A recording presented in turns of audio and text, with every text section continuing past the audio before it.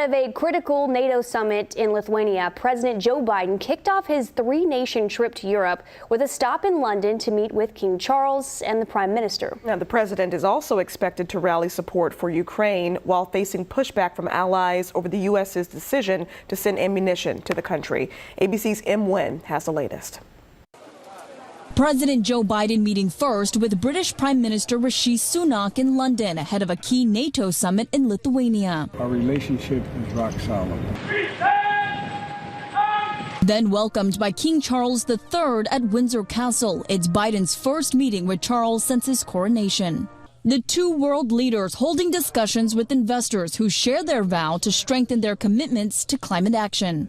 But dominating this high-stakes trip to Europe, the question of whether Ukraine can join NATO, with the alliance divided and Biden insisting Ukraine is not ready to join while at war with Russia.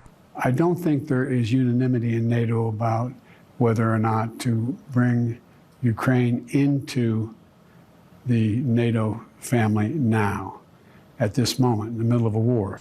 This comes as Biden is likely to face questions over the U.S.'s approval to send Ukraine cluster munitions, a controversial weapon meant to rain down smaller explosives, banned in more than 120 nations, including two-thirds of NATO members, because of its record to cause indiscriminate civilian casualties. Ukraine has given the administration written assurances that it will use the munitions in a way to minimize the exposure to civilians. The White House has defended its decision. This is literally a gunfight. They're running out of inventory.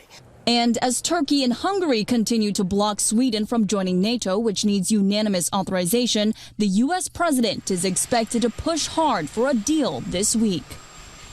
Today, Turkish President Erdogan suggested he would approve Sweden's NATO bid if Turkey is allowed to join the European Union. Em Nguyen, ABC News, Washington.